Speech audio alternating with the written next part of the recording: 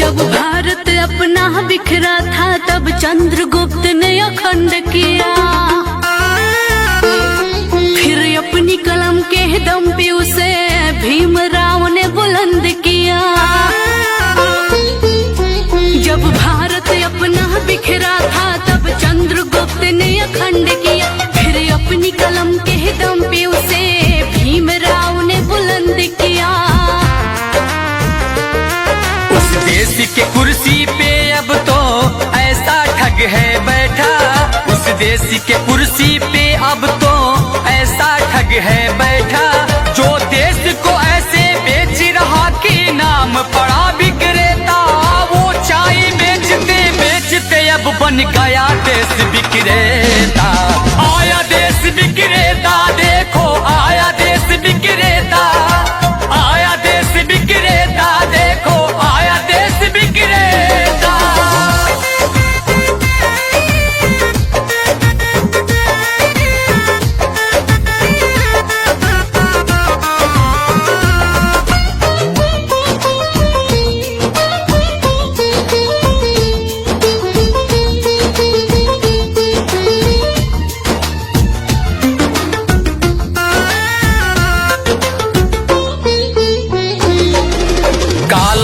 लाऊंगा कह के भारत का कोष भी साफ किया, श्रमिकों को भूखे मार रहा, धनिकों का कर्ज भी माफ किया।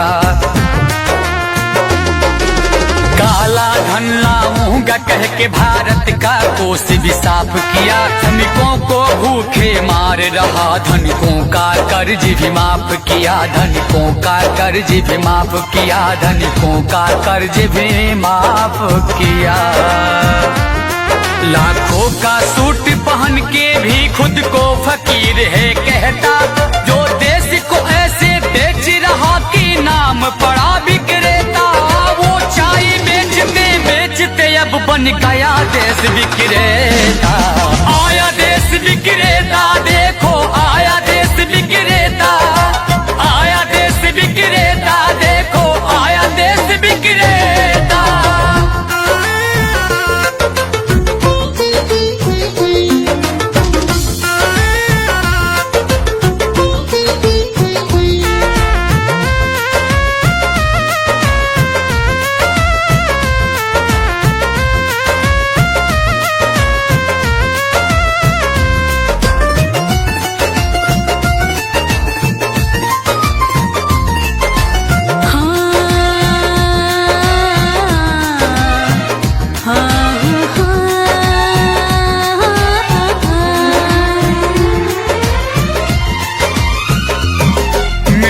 तो उसके जूते का कैसा है स्वाद बताती है, जब जब चुनाव हो तब उसको माँ की याद आती है।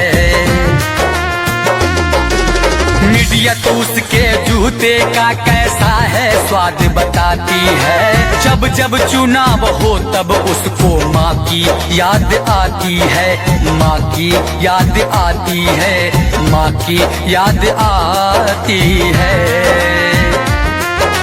किसी का संग दिल पति है तो वो किसी का मतलबी बेटा, जो देश को ऐसे बेच रहा कि नाम पड़ा विक्रेता।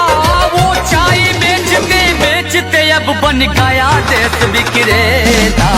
आया देश विक्रेता, देखो आया देश विक्रेता, आया देश विक्रेता, देखो आया देश विक्रेता। जब भारत अपना बिखरा था तब चंद्रगुप्त ने अखंड किया, फिर अपनी कलम के दम पे उसे भीमराव ने बुलंद किया।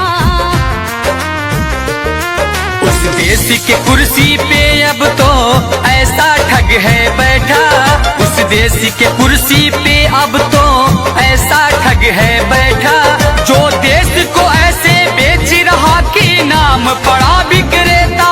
वो चाय बेचते बेचते अब बन गया देश विक्रेता।